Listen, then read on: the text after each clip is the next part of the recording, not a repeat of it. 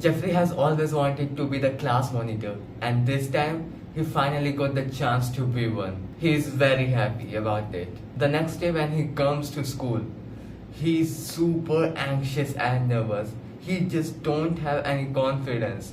He cannot speak loud in front of the class. He cannot go to the bully gang to stop them from bullying. He cannot look at girls for more than 2 to 3 seconds. He cannot talk to them even when there is a work. And then the next day, he resigns. But Jeffrey. Adonis. Adonis is the personification of confidence. Confidence is filled like powder inside him. People can sense his energy and confidence. He's very, very rarely nervous or anxious, if not never. He has the guts to be loud. He has the guts to look at girls and talk to them. He's the role model of Jeffrey. I have always had problem with confidence and speaking. Like, I was very timid. I wouldn't even talk to my relatives until I know them very well. My uncle used to ask me, why don't you talk to us? And I used to say, what do I talk about to you? In familiar situations, I am one of the loudest, maybe loudest. But in unfamiliar situations, I'm such a timid, scaredy cat. I didn't have confidence to take up space, sit down properly. And in a conversation, I couldn't even stand properly, like straight. I used to fidget my fingers or fumble here and there. And once the lockdowns for COVID were over and the schools started to open again, I was literally a social autist.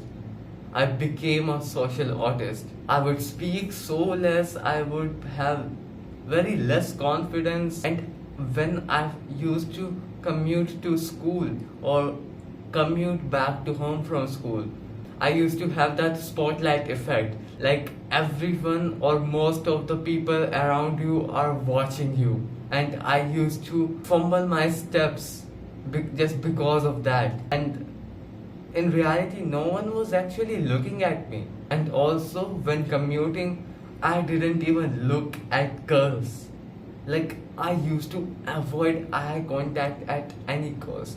I didn't even look at them, even when they were not looking. And I kind of thought that it's a good thing. Technology has pulled us far from the reality. We are not living how we are used to be living like.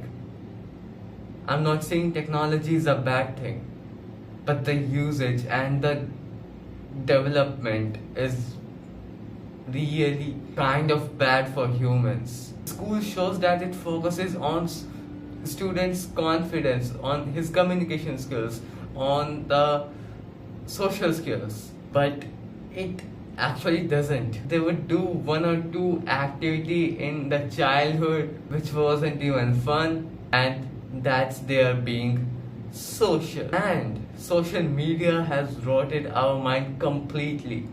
Instead of going out in the real world, we are leaning towards the virtual world more and more and more. And people are constantly judging and comparing.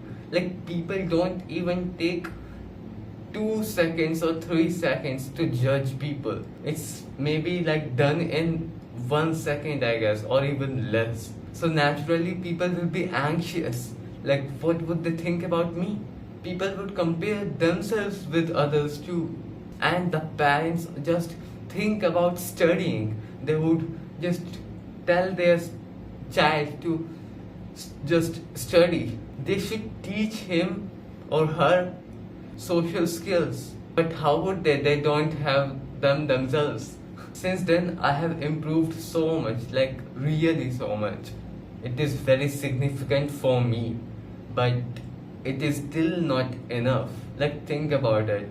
What's significant, what's so much for me is not enough in reality. My strategy was to just do it. If I want to say something, I would just say it. Certain tactics you can apply are just don't overthink. Don't think what others will be thinking. Just do the task. If you want to say something, say it. For example, I used to be nervous to just ask a teacher about a question I have, not just of studying, not just of academics, but other stuff too, like in school. But I can do that now and act more confident, take up more space to sit. Yeah, don't be a jerk and take up so much space, and just speak more. It is one of the best advice I have ever got, that just speak more.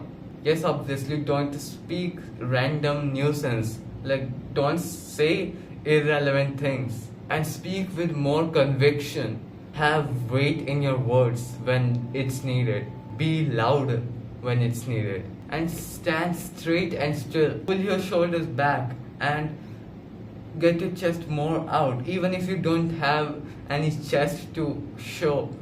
But just imagine that you have a big chest and there's a cup on it. Just make sure that the cup doesn't fall off.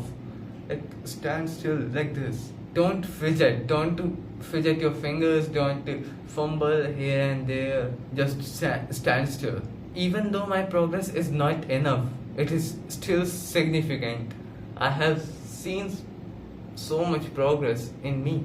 I can look at girls now. I can have a eye contact with them, and I can speak to them. I can go to the teacher and ask my question. I can be loud in the class. I am able to speak now just because of the confidence boost. I don't care about that spotlight effect, even if it's happened, which is very rare now. I take up good amount of space while sitting. I am comfortable with sitting comfortable. I am comfortable with sitting comfortably. It is so shameful to see that we don't even possess such an important thing, confidence. We don't even have that nowadays. Like, imagine how the next generation will be. They would all be social autists. We need to teach others and help others. In this case, we need to teach our child, when we will have one, to be more confident. We need to teach these skills to our child. We need to master this skill for ourselves, for the next generation. Follow these tactics, you will definitely improve. And don't think of going from 10 to 100 in just one day. You just can't. So instead, look for little bit progress day by day. And one day you will find that you are at 100. And by the way, go to the description and book a call with me if you want to. Thanks for watching. I will always be grateful for you.